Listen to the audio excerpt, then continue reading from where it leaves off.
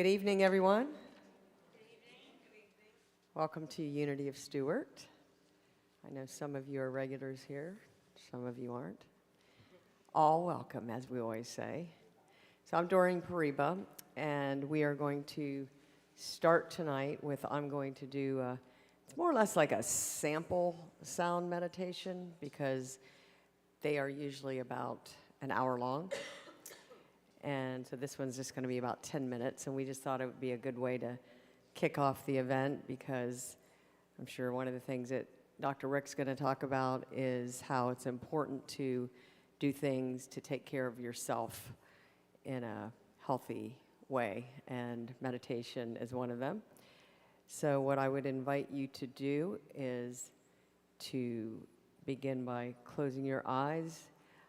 Normally I do a little bit of a guided meditation, but because I'm not mobily mic'd, and I can't really carry this around as I play the different instruments, what I normally recommend is that you just, as you close your eyes, just maybe you start at your, whether you start at your head or your feet, you just go up and down the body to either go up or down and just relaxing every part of your body. And if you're noticing that you're holding tension in any place, to just let that go as much as possible.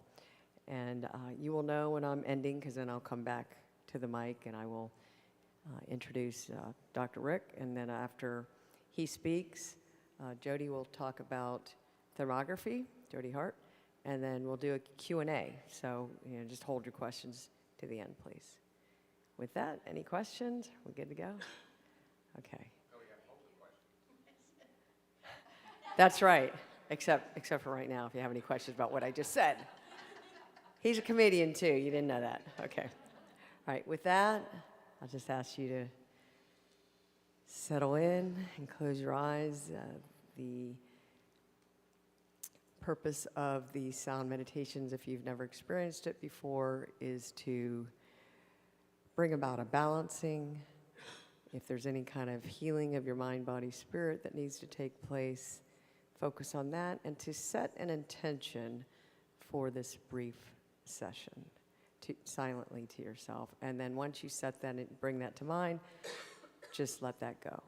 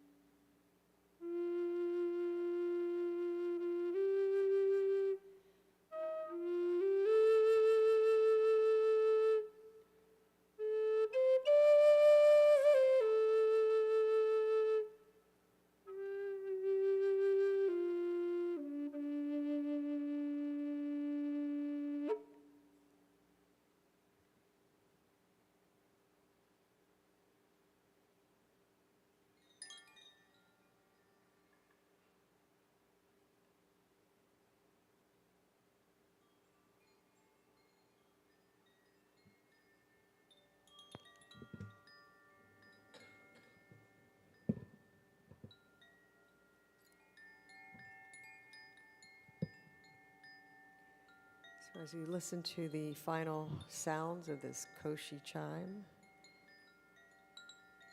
just imagine it's positive fairy dust sprinkling on you.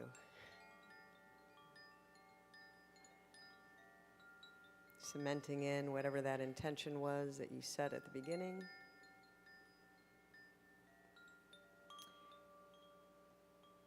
And you might want to start wiggling your fingers and toes to just come back to the room. And now that you're hopefully relaxed, you can settle in to hear our presentations tonight. And with that, I will end this brief sound meditation.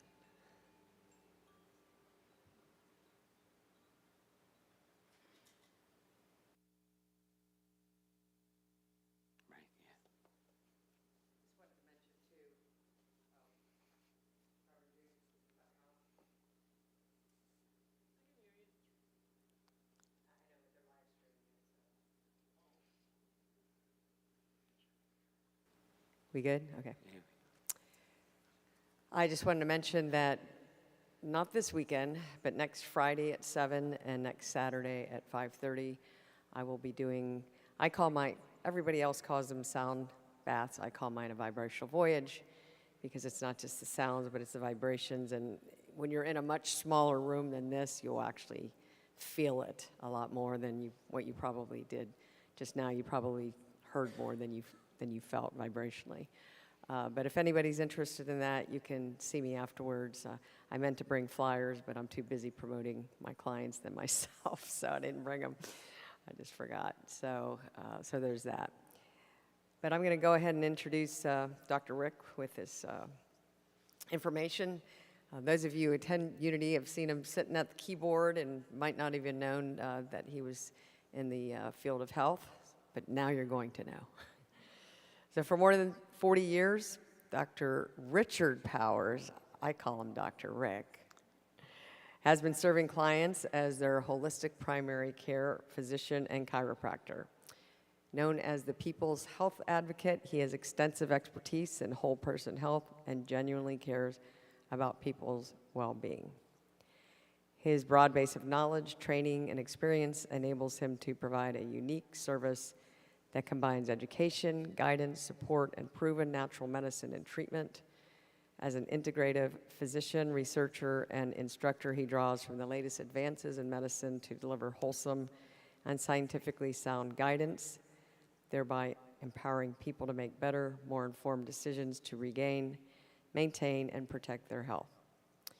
Dr. Powers completed his pre-medical education at Tulane University and received his doctorate in chiropractic medicine in 1980, graduating summa cum laude and salutatorian of his class.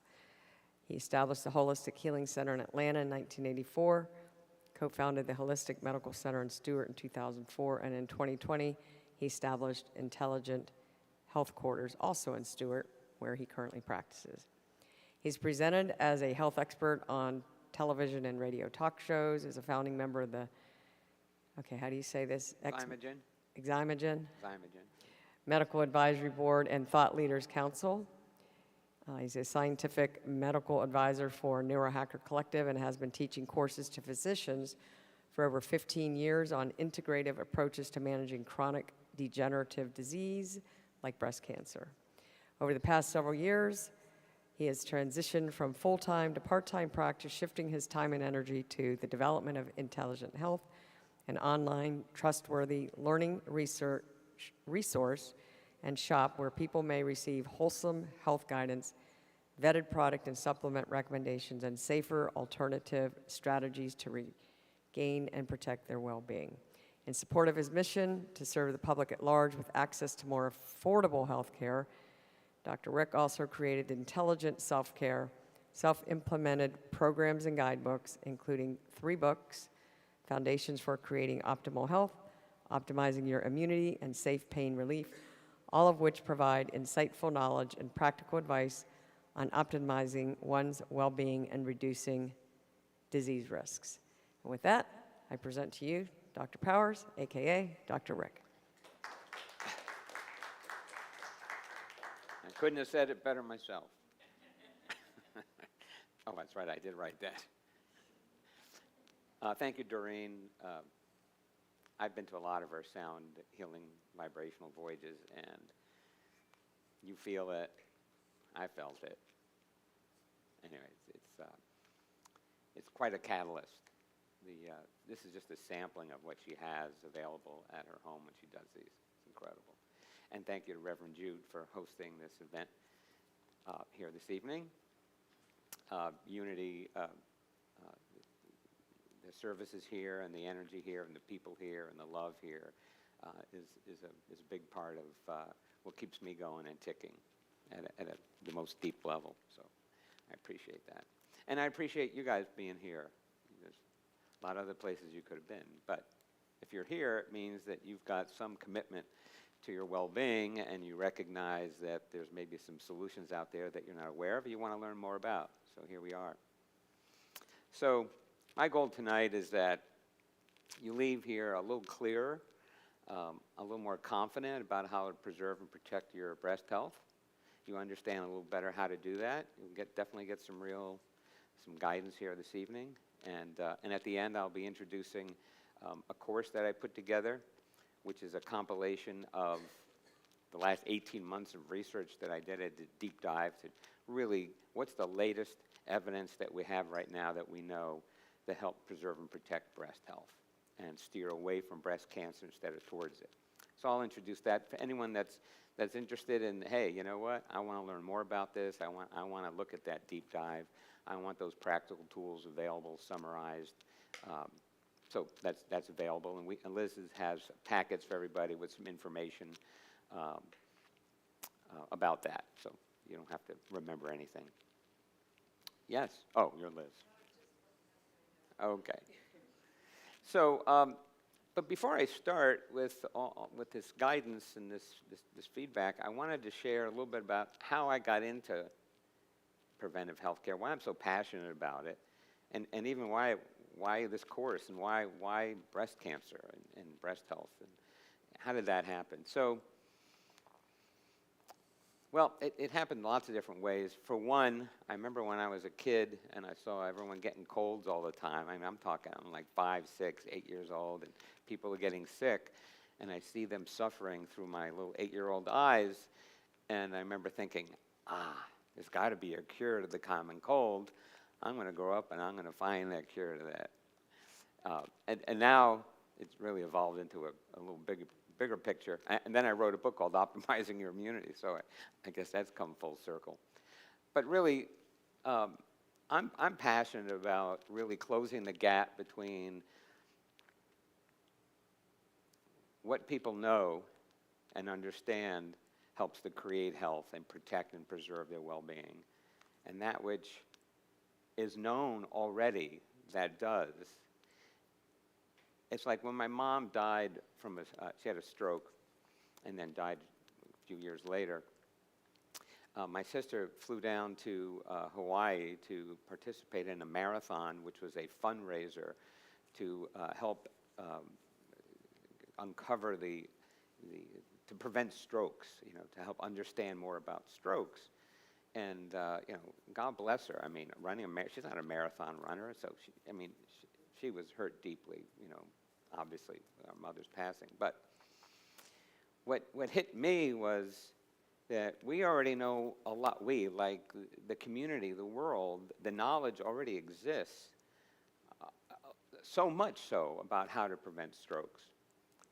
So it's not so much about raising funds so that we could understand better about strokes. It's really how do we raise funds so we could spend it on increasing awareness about the solutions that already exist. And the same thing holds true with breast cancer.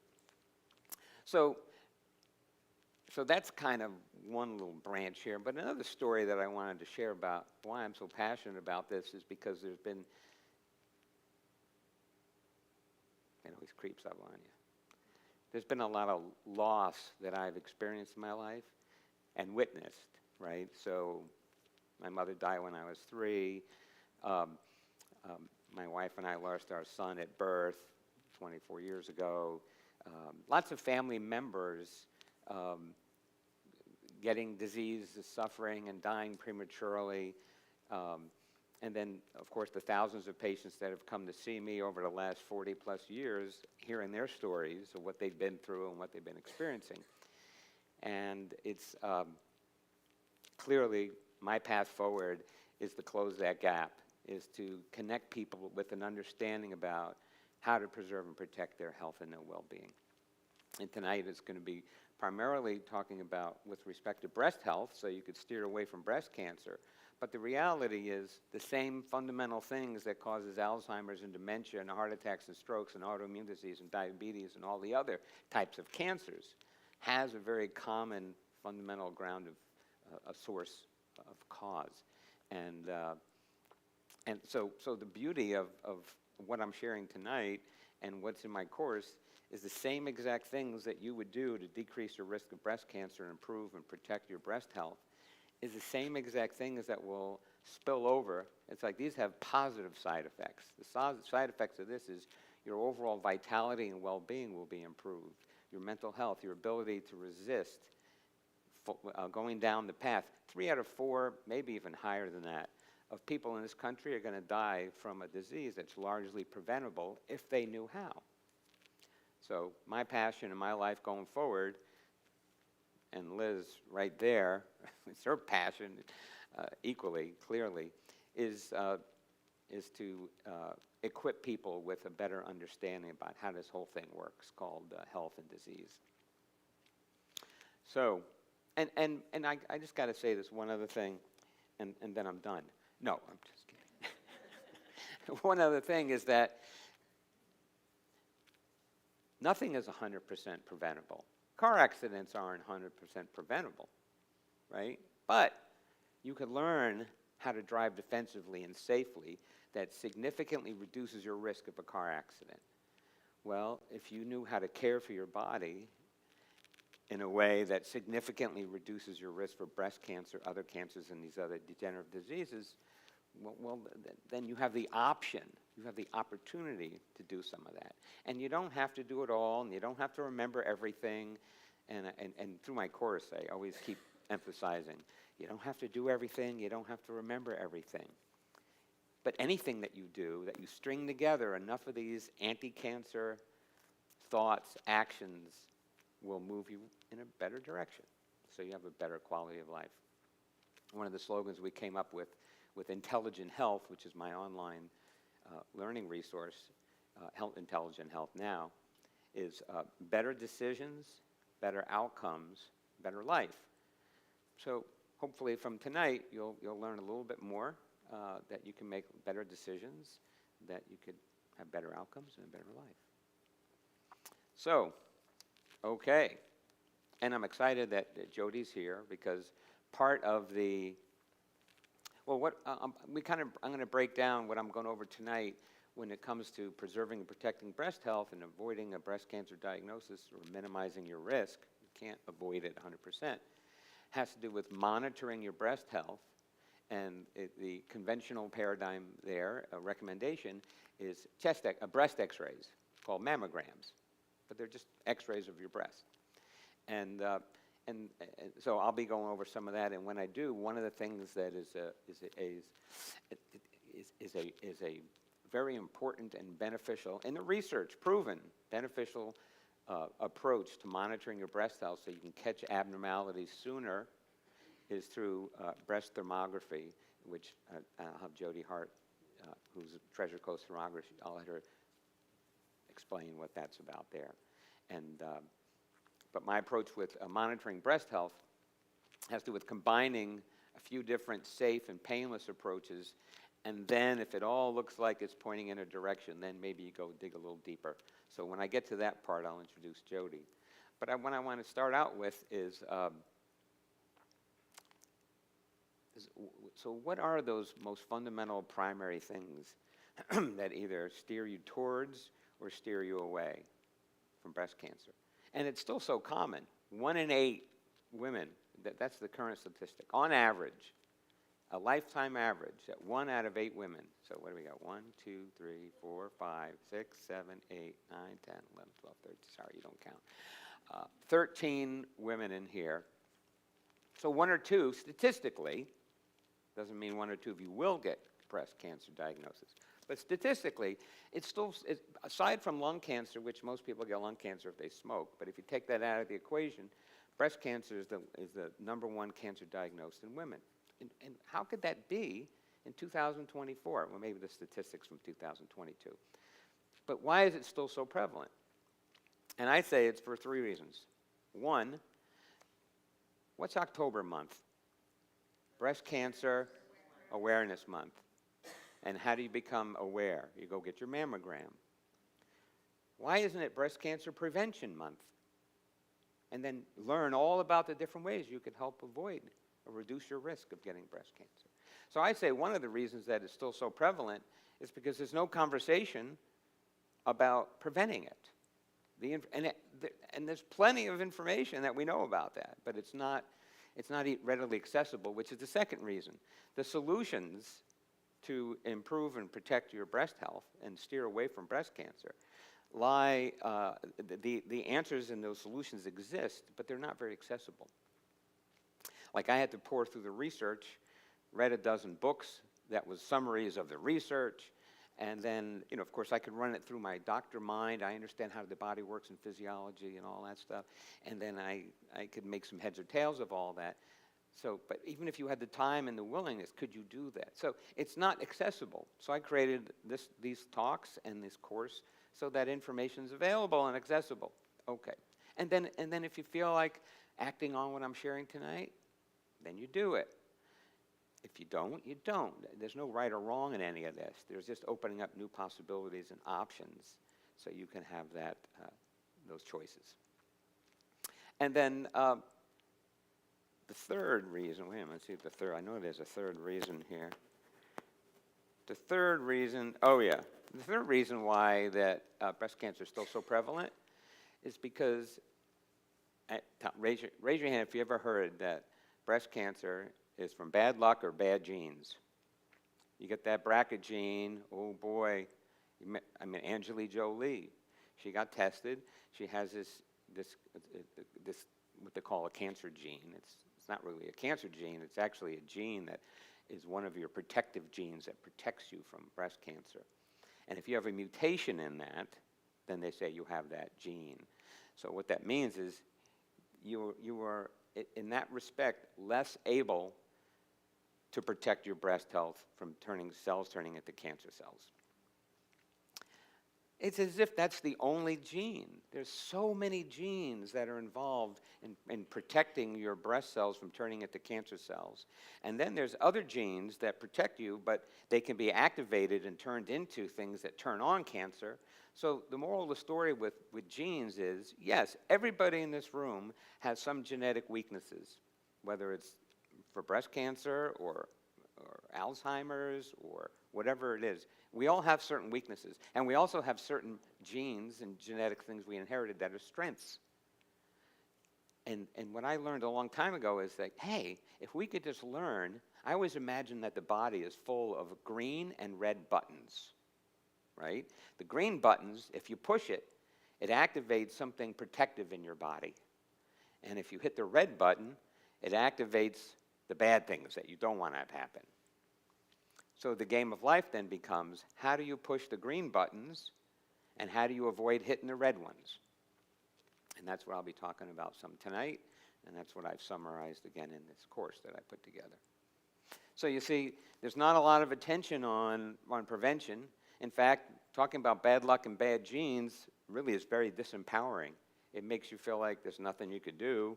I hope I don't have it. And if you've been tested and you know you have one of these BRCA genes or similar, or maybe your mother or a sister has had breast cancer and they say, oh, the chance, yes, your risk goes up. But you can still learn how to hit the green buttons, and you just got to be a little more diligent about that, right? And that's part of what in the course, is I help you determine you have a low, average, or high risk of breast cancer. I show you exactly how to figure that out. And then I tell you, look, if you have a low risk, Don't be complacent. It doesn't mean you can't get it, right? It just means you don't need to do certain things. You don't have to check things as frequently and so forth. And if you're at high risk, you've got to up the ante. It just makes sense, right? If you're at a higher risk of getting in a car accident because you're in a car that has no safety features built in, like now we have all these warning things that beep and cameras. But if you got an older car, you don't have all that. You've got to be more diligent. You've got to turn and look yourself more often, right? It's a similar thing. So bad luck and bad genes, that's what we're told. There's not a lot of information. It's not readily accessible. And then the other thing is you get little pieces of information, and they're almost held as if they're the answer. This is the answer. Take this supplement. Do this one thing. This is the diet you're supposed to have. Then you won't get cancer. And it's like, it doesn't work like that. In fact, what I've learned and the way that makes the most sense to me is there's a way the body was designed. And if you live consistent with this natural design, that's how you push the green buttons and how you avoid pushing the red ones. So now it's just a matter of learning, okay, how do you push the green buttons and avoid the red ones? What is this natural design? How are we actually naturally designed? Like in the book I wrote that she mentioned, Foundations for Creating Optimal Health, in the diet section, I talk about what about this diet? What about that diet? Keto diet, and what about the paleo diet? And there's all these diets. And the older you are, the more diets you'll hear about, right? I mean, I remember my mother number 2, was always overweight, and she was always on a diet as I was a child. In fact, I was raised on diet margarine. Okay, that's another conversation. But I survived. I'm here. I'm still talking. Has a good outcome. And she went on the liquid protein diet. Anyway, there's all kinds of diets out there, and some are a little more grounded in our natural design. But what I outline in my book and what I talk about, in the book I talk about what is most consistently showing up that supports and helps create health and push the green buttons, and which are the things that push the red ones. And probably in 50 years, that information is probably not going to be very different because it's the same information that keeps showing up as to be true in the research. And it's consistent with how the body is made and how physiologically, how it works. Okay. So, let's get to some of this juicy stuff, okay? All right. I told you it was a heck of an introduction, though, wasn't it? I don't mean that one. I mean this one. Okay. So when I think about living consistent with your natural design, I've broken it down into like categories. And one category is about your mindset and your heart space. And I put that as the first anti-cancer action you can take topic in the course. And because I think it's it has the greatest impact on your health and well-being, not just your breast health and breast cancer risk, but all disease risk, let alone quality of life. If you never get diagnosed with any disease, but you don't have it good here or you don't have it good here, as far as, then what quality of life do we have, right? Think about it, right? I mean, how often have you ever heard something called stress? Oh, that's caused by stress. I mean, there's nothing stress doesn't impact. And stress really is an event happens in life, and when it goes into here, you interpret that as something that's threatening now or in the near future, right? So you're stressed. You see smoke coming out of your house as you pull up in the driveway. Well, you're stressed because you're thinking you're not going to have a place to live now or in the near future if there's a fire. So what's happening here, the thoughts, is huge. In fact, there's a book by Dr. Kelly Turner. It's called Radical Remissions. I mean, I had a good time with this research. I mean, I thought I'd spend 3 months on it. It took 18, but okay, aside from that. Radical Remissions is a book written by this brilliant woman, Kelly Turner, this PhD, that what she did is she interviewed hundreds of people that had terminal cancer given up to go home and die that didn't die. And she wanted to find out why. And a lot of it had to do with mindset and heart space. And if they were able to shift up here and shift over here, right? So forgiveness, grieving, all those pieces in the heart space that sometimes we don't confront and we don't allow to experience, or not forgiving someone or being angry and resentful. And so enough said, right? So that's huge. These people, and they've also, there was some mention about some changes in diet and lifestyle, but it was like an afterthought. Some of them even took certain supplements. But the commonality, in fact, if we look at the blue zones, who here has ever heard of the blue zones? Okay, so the blue zones are I think there's 6 or 7 pockets, places in the world, Costa Rica and in Greece, and anyway, there's places where they found the highest number of people that lived to be 100 or more, centenarians. And then they did a study, and they're trying to find out why. What's common? This is a similar thing. And some were vegetarians, some weren't. They ate fish, some did it. But the commonalities were they had good head and heart space. They were outside a lot. There was a lot of community and socializing and cooperation. They didn't have clocks in some of these communities, and doors were never locked. And if you went to visit someone, they weren't there. You let yourself in, lay down on a couch. I mean, you're outside. You had your hands in the soil. So there was a lot of. They were living more consistently with their natural design. Now, what's that? Walking a lot. Yes, walking everywhere, right? So. What comes to mind when I say that, if I was sitting out there, I said, yeah, but we're not in one of those blue zones. I'm living here in Stuart, or wherever you're living, not in one of the blue zones. But guess what? You could still, in fact, what I did in my book and what I did in this course and what I'm going to share some things here is that anything you can do that you should act on now. So if there's any forgiveness that you can do for yourself especially or others, then you do those things. If there's something that you haven't allowed yourself to grieve,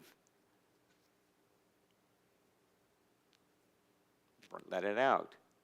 I'm good at stuffing and suppressing. That's why when I think about some of these things, it still bubbles up. It's not all worked out yet. But anyway, so there's things that you can do. Someone once said, one of my mentors said, don't let the things you can't do stop you from doing the things you can. I love that. Because there's always something that we can do next. So anything you can do as far as the mindset and the heart space, forgiveness is a big one, gratitude. You can't be grateful. In a moment of gratitude, your vibration is really high. And the higher your vibration is, that supports health and healing. That's why sound healing is sometimes called sound healing. Because we know that matter is just a vibration. It's just, I was a physics major in college, and I'll never forget when I was doing some proof in my dorm, all alone, 3 o'clock one afternoon with the sunlight coming in, and I remember I went, oh my God, physics just proves that God is energy, and anyway, and that's what Einstein says, special theory of relativity. Everything breaks down, it ultimately it's just energy that's condensed into matter. So anything that can influence your energy or your vibration is either pushing you in a healthier direction, away from breast cancer, away from disease, or towards it. And then I think anytime you go, oh boy, I don't want to be around that person, or I don't feel good in that place, or I feel good when I hear this sound healing music, that helps guide you in a direction that's your internal compass telling you about that vibration piece. So that's a big thing. What else about mindset? Community, hugs, pets, animals, right? There's all these studies that if you have a dog or a cat and you have a relationship and you pet them a lot, it decreases stress. Stress hormones go down. I mean, it goes on and on. Laughter. You can't laugh and be stressed at the same moment. It's a beautiful thing. I love that. All right. So diet. Diet is one, right? So what was common for sure among these blue zones, and what's common and consistent in the research that decreases your risk of breast cancer and helps protect your breast health? I'll give you a quiz. A, ultra-processed, refined, artificially treated, and manipulated food molecules, or real, fresh, whole food that has minimal processing, right? So it's common sense. Now, better living through chemistry. I'll get here in a few moments about the toxicity component of all this. But we've taken food and we've manipulated it and processed it. And look, nut butter is processed, but it's not ultra processed, right? You just mashed up the nuts. I mean, when you take eggs, open them up and cook them on a stove, you're processing it some, right? That's okay. That first level is not a big deal. It's when they manipulate and put additives and manipulate and convert. I mean, do you ever see, I don't know if you've ever looked, but some products that you probably have eaten, in the ingredients says modified food starch. What does that mean, modified food starch? I tell you, if you really look to see what that means, you wouldn't eat it. But boy, it doesn't sound that bad. It's food. It's just a little modified. Anyway, so eating more plant-based foods. So plant-based foods is just not animal-based, right? So it's fruits and vegetables, nuts and seeds, that kind of stuff. And less processed. So like you can go into Publix or Winn-Dixie, I don't want to, and you can get peanut butter. That's just crushed up peanuts. You can get peanut butter that's crushed up, and then they throw in some palm oil so that you don't have to stir it up. It kind of stays, all the oil stays mixed up in it good. And then you can get ones that have peanuts and hydrogenated oil, or partially hydrogenated oil, which is when they take oil and they go to a chemistry lab and they do something to it so that it helps the oil stay all mixed in nice, but at the process, it's not something that's compatible for life. Now, toxins, I'll be talking about more in a second, like partially hydrogenated oils. See, here's the kicker. They're toxic but not poisonous. If this stuff was poisonous, you'd eat it once and die, and everyone would know, don't eat that. But it doesn't kill you right away. It takes a little of your life at a time, and you don't notice it. Okay, so do you freak out? Oh, but I can't go shop at Publix. I got to read every label. No, just, you know that thing about staying around the outside, where the fruits and vegetables and produce and nuts and seeds. So just think, and again, I go into a lot more depth, obviously, in the course, but for tonight, just think some more fresh, whole, less processed, right? And less sugar, less salt. And salt isn't necessarily terrible for you. All these studies say, oh, you know, you get high blood pressure and heart attacks and strokes and kidney disease, and it's like salt's killing you. Salt doesn't kill you. What it is all these processed foods are loaded with salt because salt and sugar go together and they help manipulate your addiction centers in your brain. So you eat it and want more and you buy more. Okay, you got the drift where that's going. The point is, it's not so much that salt is the big problem, it's that the food that there's a lot of salt in, oftentimes is food that's got other things that is killing you. So, unrefined salt, get some unrefined salt and use that to taste, and then get food that doesn't have a lot of salt in it, right? So that's a good idea. So I'm going to tell you about, aside from that general concept, more plant food, animal food, the best animal foods, the healthiest animal foods really, whether we look at from the brain's perspective or breast health, is fish and eggs. And certain types of fish, deep, cold seawater, cold water fish, we've all heard about, you know, Alaskan salmon and that kind of thing, sardines, mackerel and anchovies and herring, and lox, if you know, it's a salmon. And then eggs. And, you know, you can get farm-raised eggs, you know, that are, you can get eggs from unhealthy chickens that became unhealthy because of how they were treated, just to get high volume and get lots of eggs out of them. Or you can get, you know, you got to pay the extra, you pay 50 cents an egg, and you get eggs they get all this incredible nourishment. Think about it. An egg, the yolk and the white, which, well, it's clear until you cook it. The white is just the albumin. It's just a type of protein. And then all these nutrients in that little yolk turn into a chicken. Anyway, there's a lot of nourishment in that yolk. And yes, there's cholesterol, but cholesterol, like salt, isn't really the villain. But it's a similar conversation. Cholesterol is such an important commodity in the body that you don't have to eat it. The liver makes it. That's how important it is. We have to have cholesterol. Cerebral resides in the brain, all your steroid hormones. There's so many aspects of our physiology that we need cholesterol. It's a building block. And it's so important. Our liver makes it ourselves. But it's not what causes heart attacks and strokes. But that's another discussion. So eggs and fish are the good. So finish up the diet part here.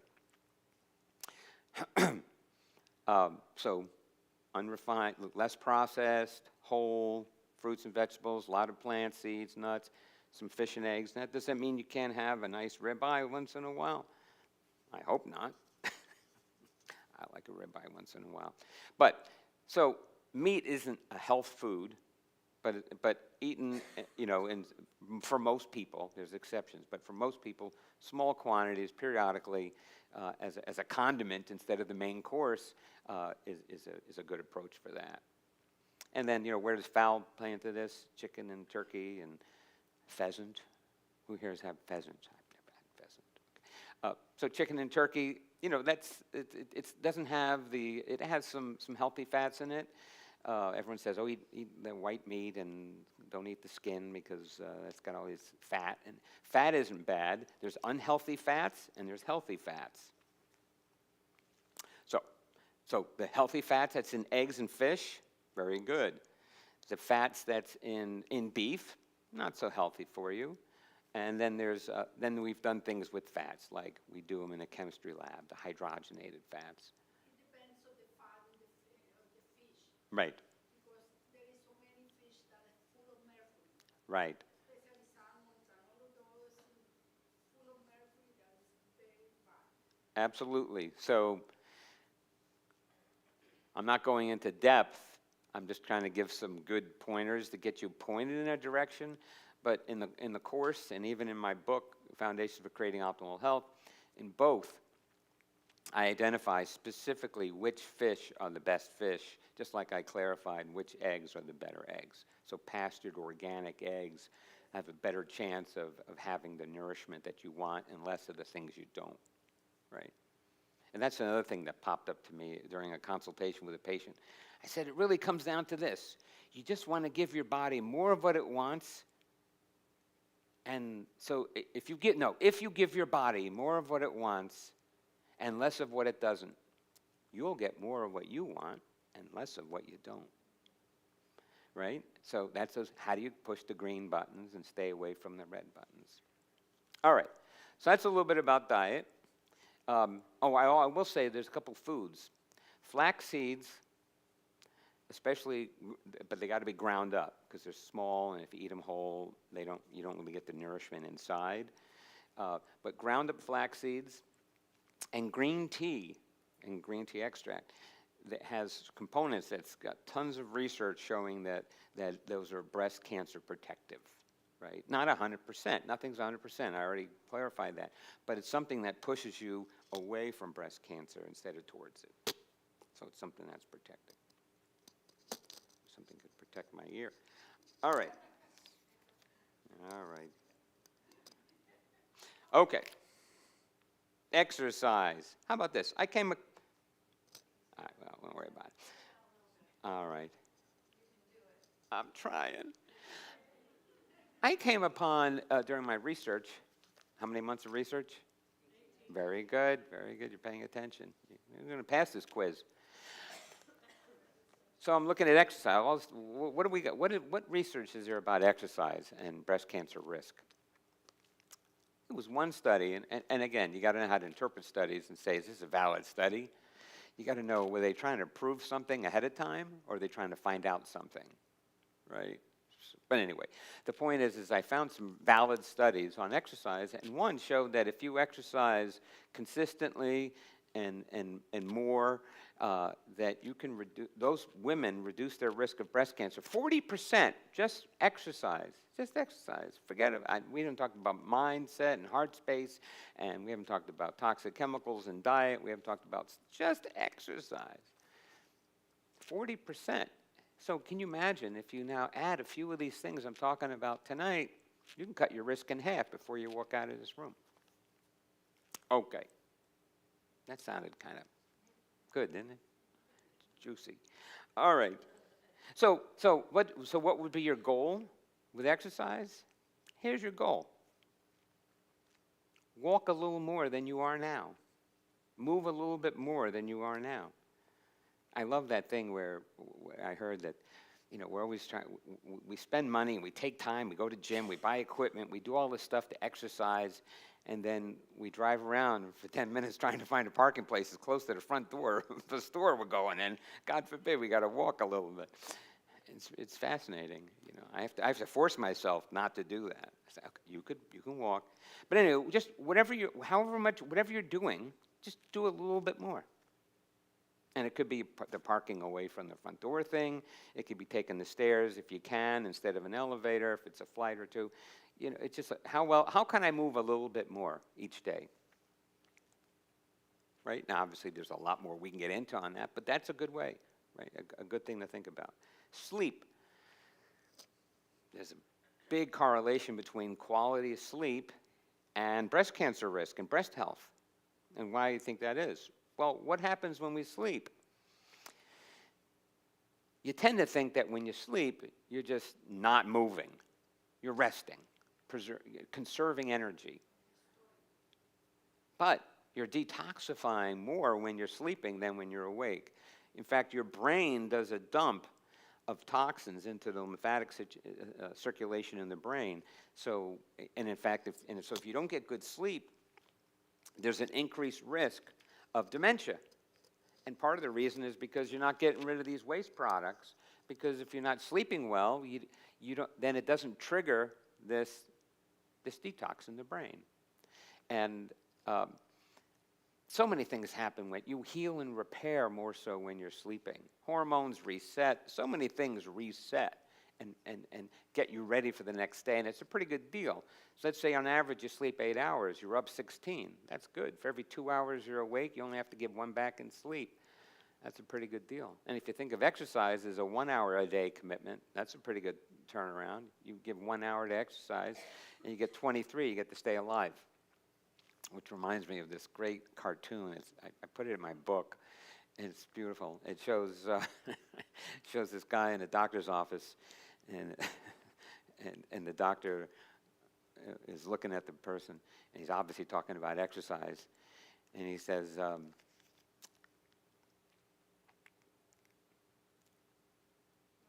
you can exercise 1 hour a day or be dead 24 hours a day. Anyway, I thought it was funny. So the point is, exercise is critical for health and well-being, and that's exercise. But the same thing holds true for sleep. In fact, if you think about it, remember I said that the same things that decrease your risk for breast cancer, decrease your risk for cancer and dementia and all those other things. It has to do with diet, exercise, sleep, head space, mindset, and heart space. All these are what I found to be the commonalities for 40 years. They just haven't changed. There's biohacks now, these things that you can do, and some make sense, some are a little risky, some don't make sense at all. But that's on top of maybe these other things that are fundamental. It's like if you don't breathe, how good is it to take a supplement? No, you got to breathe. And I say you would have to laugh too, and you got to get hugs. So then there's the last area that I want to talk about. Yeah, hugs. Endorphins and all these hormone things trigger, all these great things happen from things that we love to do. Laugh, hug, pet animals.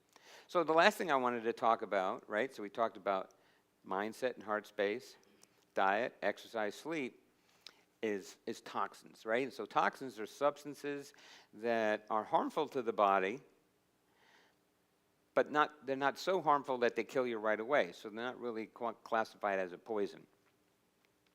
So toxins are like that partially hydrogenated oil, that they take oil and they bring it into a laboratory and they put it under a lot of pressure and they change the structure of this oil molecule so that when they mix it in with food, the oil stays all mixed in and doesn't float to the top, right? Or et cetera. So there's a lot of things in food that are allowed to be in food that are artificial color, artificial flavor, artificial sweeteners. I mean, they're finding out red dye number 6 and blue number this. Oh, those cause cancer, and they pull those out. But what about the other 400 ones? Anyway, the point is this. There's chemicals, this is the bad news. There's chemicals and toxins everywhere, in everything, and it's unavoidable. Thank you very much. No. But the good news is you can minimize your exposure if you know what to avoid, right? Well, I'll give you a hint, right? I go obviously into depth in my course and in my book, but here's something that is disconcerting but important to know. Anything that's wrinkle-free, stain-resistant, stick-resistant,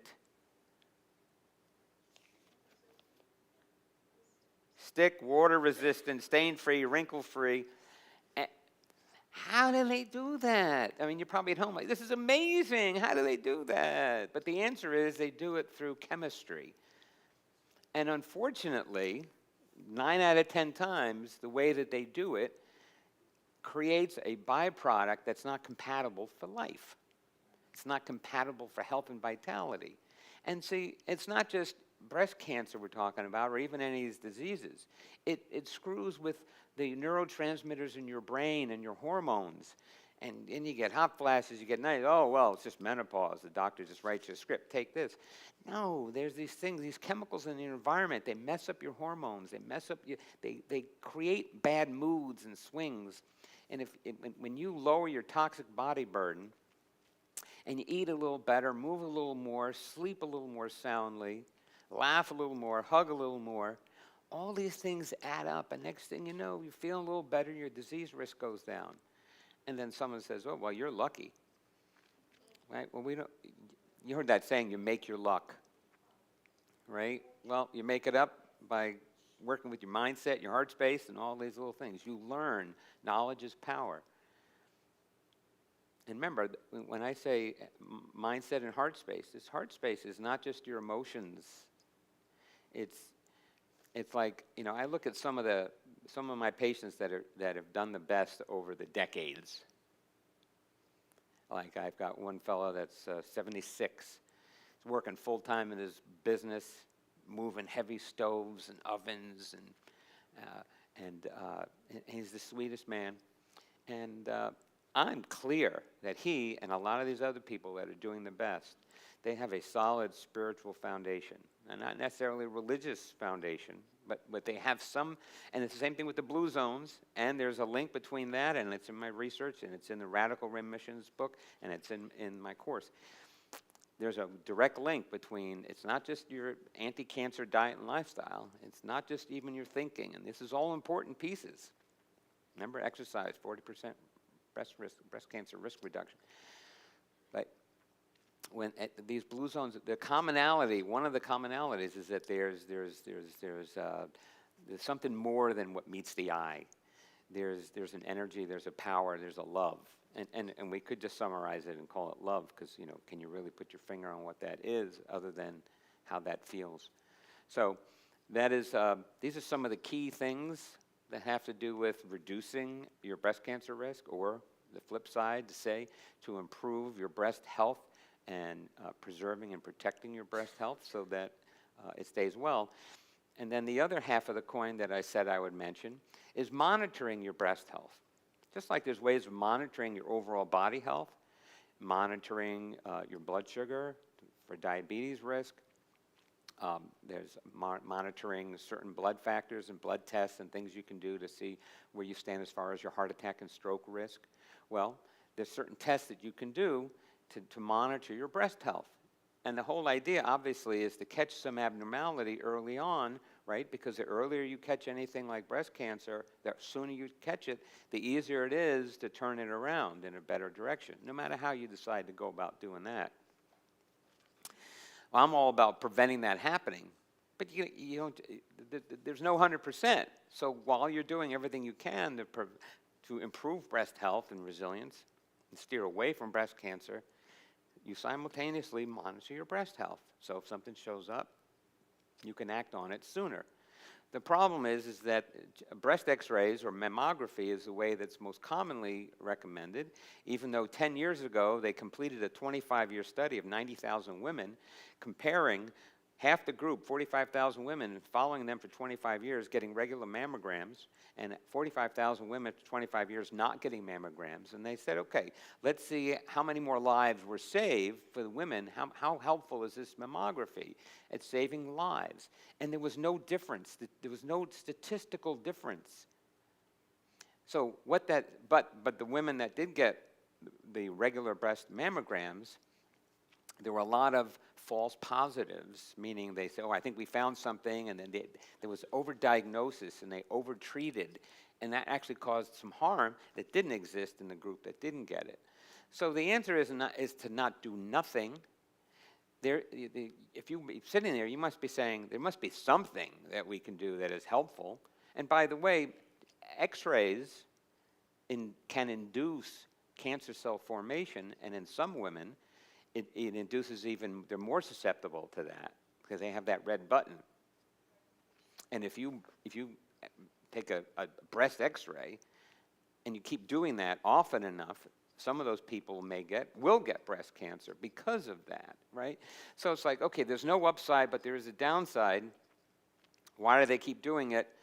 Well, we could answer those questions. There's a lot of power and financial investment into this. But there's a resistance to change, to new things. I mean, it's in the research that, for example, that now I'm going to have Jody come up and talk about for a bit, is about thermography as one of the tools. My approach is I recommend that you get a breast ultrasound, you get a breast thermogram, and you do a breast self-exam, and you do all this in the right frequency. You don't do it too often, but if you're higher risk, you do it more often.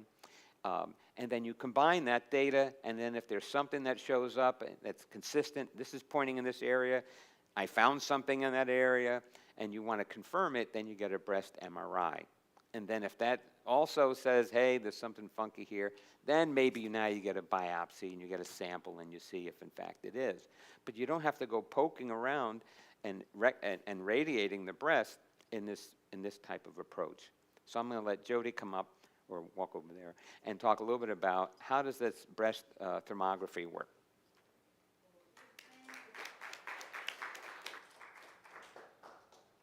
All right.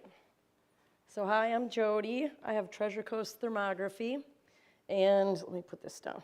And so as you can see here, the way thermography works is it's not taking a structural image like a mammogram is. When you're doing a mammogram, an x-ray, they're looking for structure. So they're looking for a mass, a tumor, whatever they're looking for, it's a structure. When you're looking in the breast for with thermography, you're looking for the physiological changes going on in the breast. Those physiological changes start very, very early on. They say 8 to 10 years you can detect stuff in thermography versus mammograms. 8 to 10 years before you could detect it in a mammogram. Because they are looking for the subtle physiological changes, which is basically inflammation. When that starts, it'll show up. You'll have these, everybody has heat patterns like they have their own fingerprint, but they're always monitoring in thermography. From each one you have done, they're always pulling up your last one and looking, are those heat patterns getting cooler? Are they getting hotter? And then they give you ideas of how to change your breast health around, like dry brushing, certain supplementation, lifestyle changes. It's not just a yes or a no, we'll see you next year, when something really could be growing. But in mammography, it can take, it's got to get big enough, since you're looking for structure, to block that X-ray beam, which that can take 7 to 8 years before it starts showing up. It's been growing there this whole time, and you just don't even know it. And then, so if you can detect it early on, like Dr. Powers was saying, you know, even better. So it's great for early detection. As over here, so you can see this breast, here's the color scale. Black is the coolest, white is the hottest. There's certain areas that are always white on everybody, they're always hot. For instance, under the breast, because the breasts fold over, so that's always gonna be hot. You can see in this breast, her left breast is nice and blue and green. She has a couple little yellow, you know, patterns, but nothing major. This breast, something's going on there. Now, that's not saying it's a tumor. They're not going to tell you it's a tumor. They're going to say, that's a high level of concern. Go get that checked out. You'd bring your report, go over with Dr. Powers, and go to your next study, whatever you're going to do. But this isn't detecting the tumor. This is actually picking up the blood flow, feeding whatever's going on there, the inflammation. So that's what you're actually detecting. And that starts super early on when something's happening. It's not only for breast, but since this is a breast talk, you know, I'm going to focus on that. But it's good to couple it with, I like the upper body study, because I'm sure, as Dr. Powers, you know, would talk about, is the connection with other parts of the body leading to breast health. Dental things like root canals and everything else. So it's a really good study to look into all those things. Carotid arteries, thyroid. You can see here the mouth, really, really hot. Sinuses. Heart, that's not good. He's got no blood flow, you know, so that's why it's blue there. There's not a lot of blood flow. But digestive, hands, it detects diabetics, have a lot of white in their hands, and autoimmune conditions also. So there's other things you can look at in thermography, but the main thing with breast, it stands out for that, is because there's no radiation whatsoever. No compression, which is not good, especially if you have implants or, you know, any of that going on. It's really good for hormonal changes. A lot of women with, you know, hormone imbalance will have a mottling pattern up here, and these are all things you can, you know, change around with lifestyle changes. Oh, and also in September, they passed a new rule in mammography that they have to put in your report your breast density level, because 50% of women have dense breasts. But they're looking again for structure. So density shows up as all white on a mammogram. And a tumor would show up as white as well. So when you're doing it and you have really, they have like A, B, C, and D density categories. And when you're like a D, it's just completely whited out. You're not going to see whatever's going on there. And since we're not detecting structure, it doesn't matter if you have dense breasts. So this is, a lot of women that come to me are like at their wits' end because they've had numerous mammograms, and they'll find something and they'll be like, oh, well, let's send you for another mammogram, or the 3D mammogram, which even has more radiation. Or they're doing biopsies, and, you know, so that people get sick of that and they start to figure it out, and then they'll be like, oh, let me go do thermography. So that's kind of how that works. And what else do I have to tell you about thermography? Yeah, no radiation, totally painless. It's a FLIR camera. It's a infrared heat camera. So you just stand in front of the camera. I have to make it really cold in there, but there's no smushing of the girls, none of that going on. So it's, you know, totally safe, painless, and great alternative study. It is FDA approved. They will say it's not approved on its own as a standalone test, which is, you know, it's up to us ladies to decide what, you know, we want to do for testing. But of course, you know, they're not going to take away from, they don't want you to have this done and not have mammograms. So of course they're going to say that. But you can do this and couple it, you know, if they find something on a mammogram, a lot of times, what do? They send you for an ultrasound. It's like, okay, well, why did we just radiate this person? You know, if you could have had an ultrasound. So I like to couple it, like he was saying, with that. And yeah, if there's something serious going on, an MRI is a great study. But that's kind of how it works. And after he's done speaking, if you have any other questions, I'd be happy to answer them for you. Yeah, and I just want to add that it's very cool. So,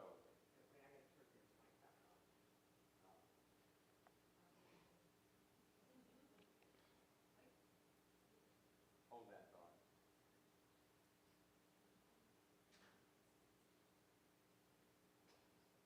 And one thing with when you do one, and then they'll have you coming back 3 or 6 months later when you do your first one, because they want a baseline, and the baseline is just on the breast, because like I said, they're always comparing.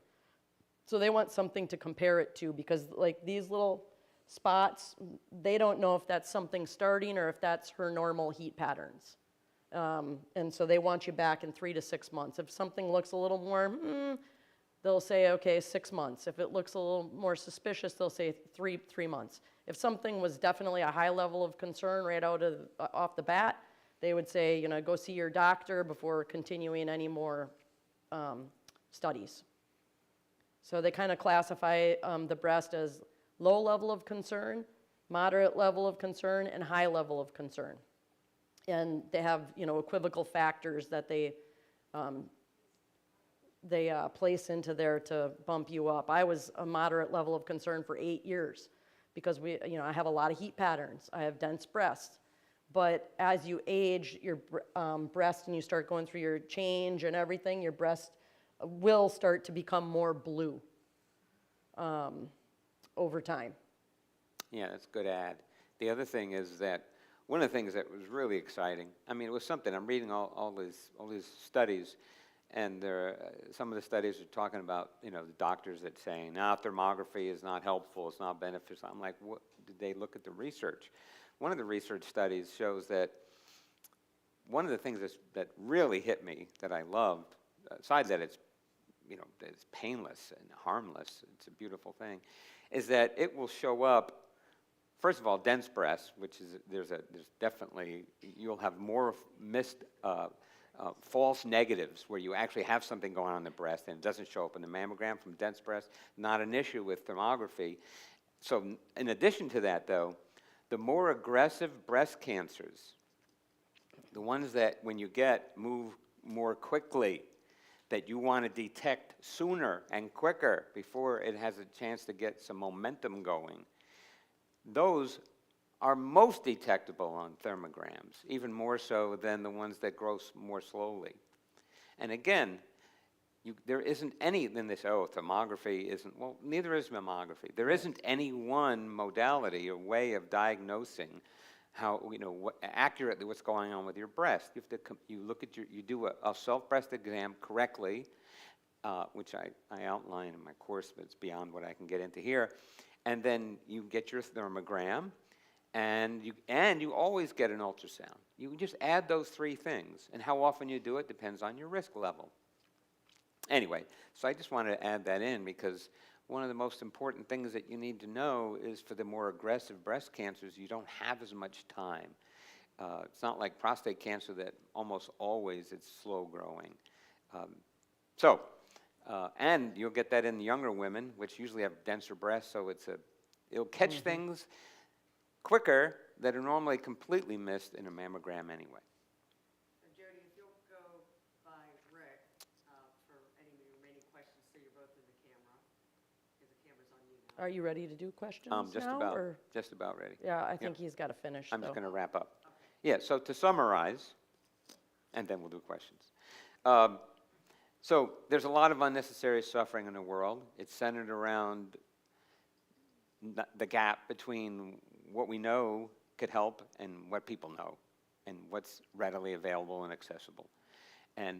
So if you just remember 2 or 3 things that I shared tonight and you act on those, you've reduced your risk of breast cancer. And if you now go and you get yourself a breast thermogram, you basically are going, aside from getting the baseline and maybe getting a second one a little sooner, you go every 1 or 2 years, basically. You know, if you're at higher risk, you go every year.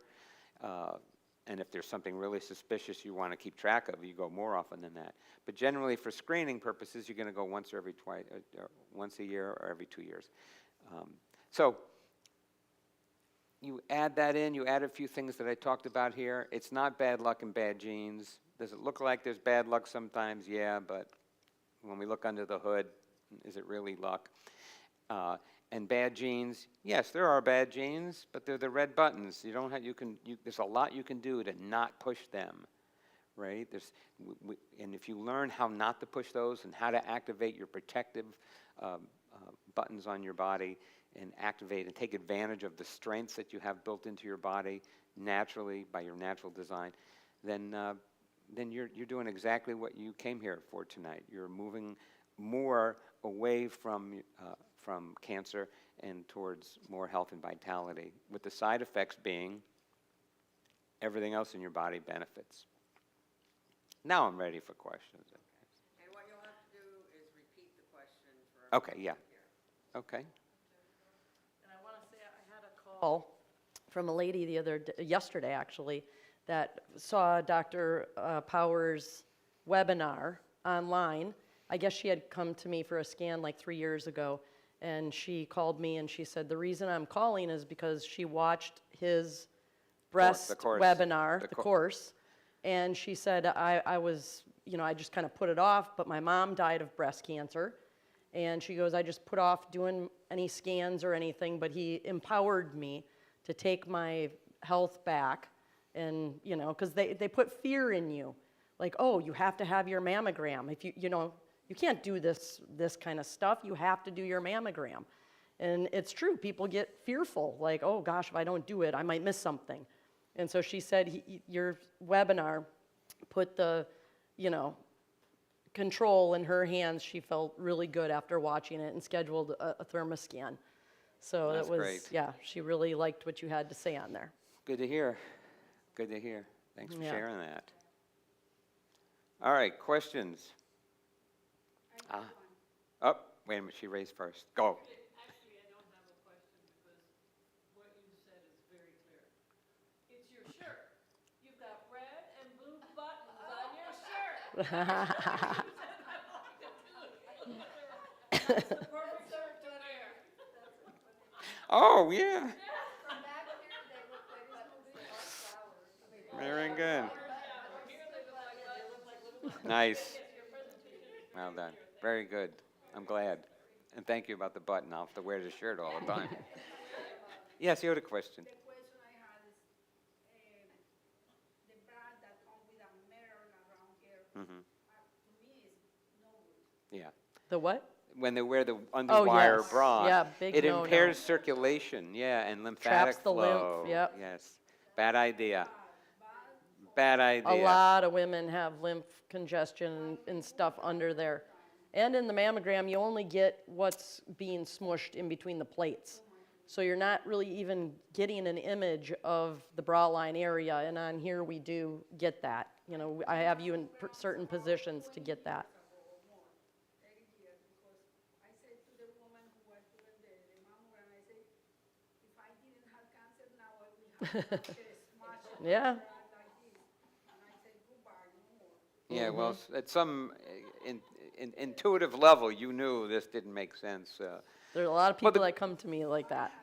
But the answer is to not do nothing either. Like I had a woman come to me, and make a very long story short, she was losing her balance. And, I mean, she was like your age, young.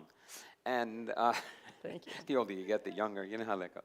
Anyway, and I checked all these different things, and they were all normal. And then I just went back to her history, and she had breast cancer 3 years before. And she had like a lumpectomy, but refused to do anything else at all. And that's not enough, because you can't cut out all your cancer. Your body is still ripe for cancer unless you do something to change that. And so I was suspicious that she didn't do anything, and now it came back and went to her brain. That's exactly what happened. So it's not mammograms are bad, so don't do anything. It's like, no, do something in place of that. And I say instead of a mammogram and then a follow-up mammogram that usually goes to a biopsy, sometimes an ultrasound, and then a biopsy too quickly, they start puncturing and, why don't we do something that's painless and harmless? Let's add a thermogram instead of the mammogram with an ultrasound, do the breast exam regularly once a month correctly, and then you'll get to see what's normal for you, and then take action further with an MRI if you need to. And there's other blood tests and things you can check too. But And they will say that, oh, this isn't diagnostic, but neither is a mammogram, an ultrasound, an MRI. The only thing that's diagnostic is a biopsy. And a biopsy is So- not always correct, Right, true. by the way, too.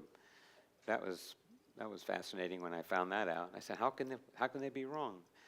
Well, where are they getting it, and how? And then there's interpreting it. Some pathologist has to read the slide with the tissue sample on it and render an opinion. So anyway, it's not so clear cut. I'm going to put you to the test. A couple years ago, I had a mammogram back in October. They examined, sent me back for second. They found what they call protein deposits. Okay, so we left it at that. A few days later, I had an appointment with my dermatologist. I'm not going to tell you who my dermatologist is. Well, he does a thorough exam, like all doctors do. They do a thorough exam. He noticed red blotches. I'm a pretty healthy woman. Noticed red blotches going from the middle of my chest line all the way under.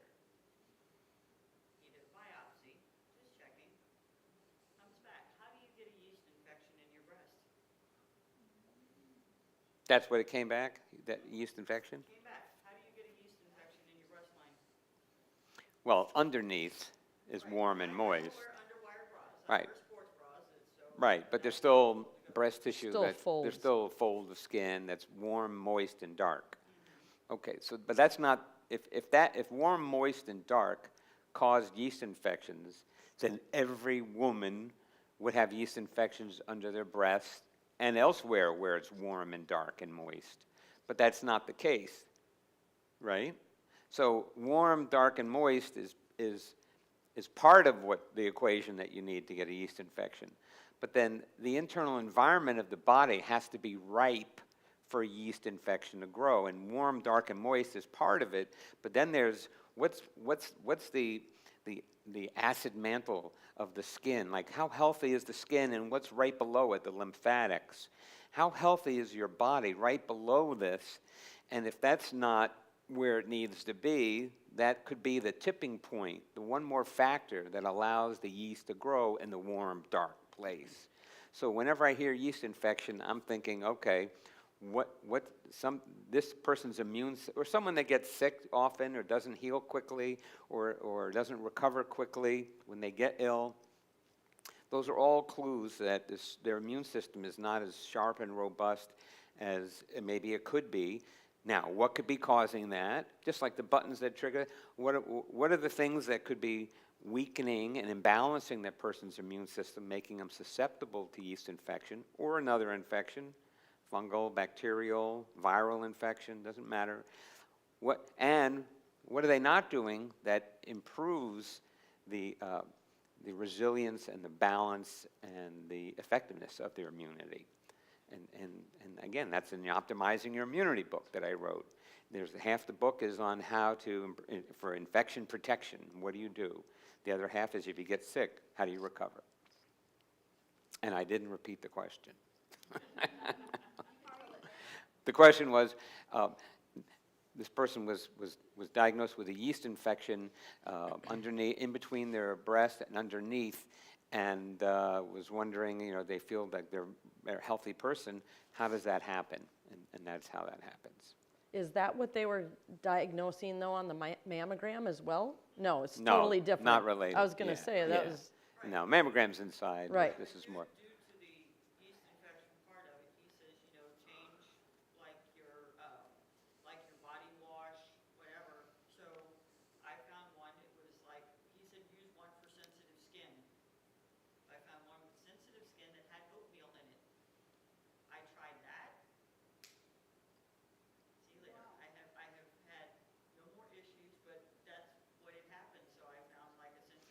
So you know what a sensitive skin formula is? It's a formula that has less chemicals in it. It's the same thing for, it's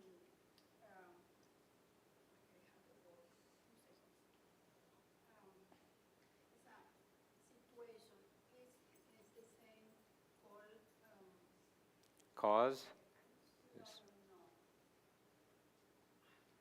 I have it 2 seconds ago. Jody disappeared. Candida? Candida. Candida. Yeah. It's the same thing? Same situation, yes. No, I knew that.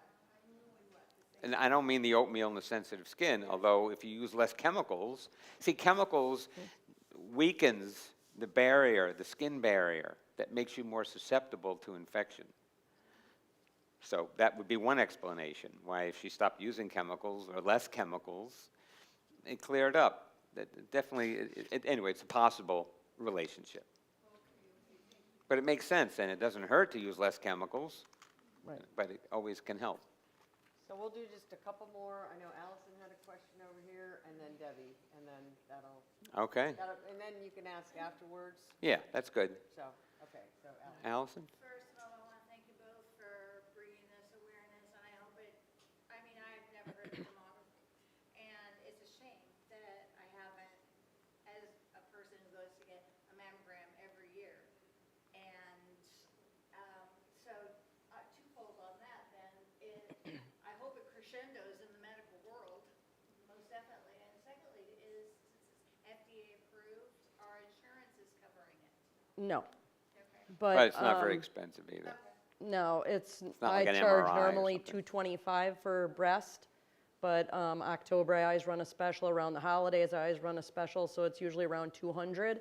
And I am part of a grant program that they will cover your scan once a year if the program's open.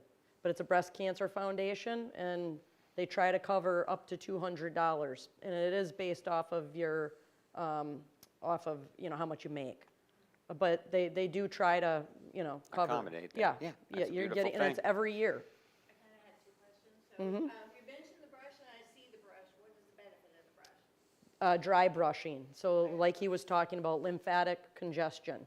A lot of women have lymphatic congestion if they've had surgeries, implants, Or just not very active. yeah. Or they wear underwire bras. Underwires, Or yeah. they wear restrictive clothing. or not clean deodorant, chemical-laden deodorant. All these things trap the lymph, and the lymph doesn't have its own pump. So to move it, you're very lightly, brushing the skin, always pulling towards the heart.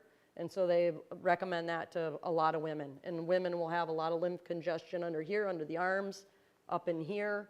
So it's always a good thing that they recommend in the reports usually. Yeah. Hi, I just wanted to say I've been to Jody for years, and she's very helpful, and I'm grateful. I've been doing thermography for years before her Yeah. even, so, With Barbara. yeah, with Barbara. Barbara Thurman, yeah. Yep. Originally did here. But what I wanted to mention, and I don't know if anybody knows about this, I'm a volunteer with the Anti-Appleseed Project. Oh, yeah. Everybody has heard of them, but they're an educational advocacy group for people who have cancer.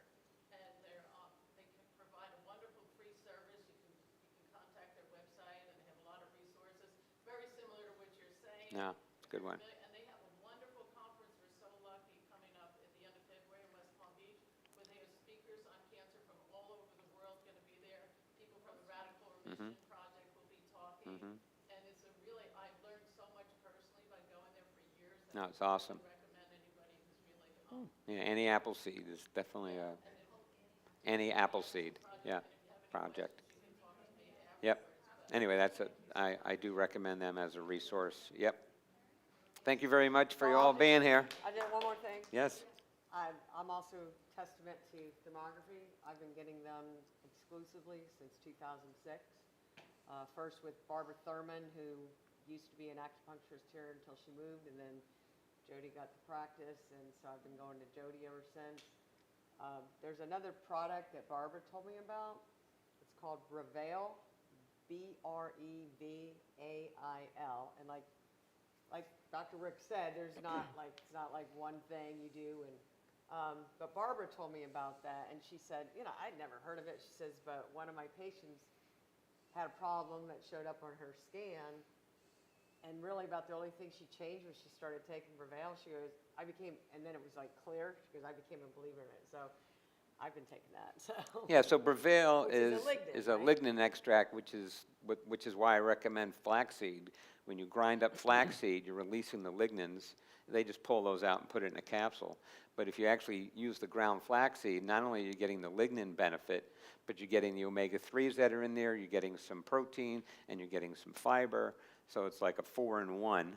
And now, if you are high risk, the Prevail is another add-on. I put together actually a formula called Breast Protect that I talk about. Well, it's actually in my shop online, but I talk about it in the course. And that's just basically what all the research showed are the most important things to have the most effective results in reducing your risk of breast cancer. I put it all into a formula. But that's yeah, and Liz is going to, everyone that's here, Liz is going to give you a little packet of some information and a QR code that you can just scan with your phone if you want to learn more about my course or if you want to take the course, it'll get you there. because there's a free course. Well, the scan takes you to the free webinar, but then it also gives you an opportunity to register and take the course. That right now is advertised at 50% off because that's what it is. No. $200 every 1 or 2 years. So I say. And I reduced the baseline one down, and the baseline is important. And then after that, I would say, you know, however often you want to come. But the baseline, since they don't know your heat patterns, could be starting, 3 to 6 months, you know, is the baseline. And then after that, you know, however you want to come. Yeah, every 1 or 2 years. But and another thing is the camera is important. I have the top of the line FLIR camera. I had someone come in recently that had one done somewhere else, and she brought me her report, and They missed it. they missed something, and it was a year and 4 months ago she went to this other place, and you could see it on there. It was very diffuse and not real pinpointable, but you could see it was there, and now it's just gone. But I couldn't believe the difference in the quality of the camera. So the lady that runs the whole thermography said that camera had 75,000 pixels. Mine has 320,000 pixels. So the importance of that, it's important because the doctors that I'm uploading these images to, which I upload the images to board certified physicians who are trained in reading these, like a radiologist is trained in reading x-rays, and they create the report. And then you'd bring that report to Dr. Powers. But it's only as good as the quality of the image, is what she's Right. saying. And she had, And the doctor's reading it too, because I could see that there, but the doctor that read the report or read the images and made the report said it was low risk, and they never made her come back for a baseline. so it matters where you go and the equipment and the people. It's like anything. Yeah. And now you know. A lot of people just shop around for the cheapest, and you know, I'm pretty fair with my prices, and I like to, you know, help people out if they need that. And also the grant is an amazing thing. Yeah, that's a beautiful thing. Yep. I'm glad you shared that. I didn't know about that. Yep. All right, well, let's All right, thank you very Hart. much. Oh, and Doreen, I've been to many of her sound bowls too, Yes. and she's amazing. We've been there at the same Amazing. time. Yes, yes. Yep, Even though I didn't bring any. yeah. Just give me your email address. All right, well, let's give them a hand. Thank you. All right. Thanks for coming. Thank you so much, everybody. All right, you're up next, Doctor. Thanks for coming and supporting.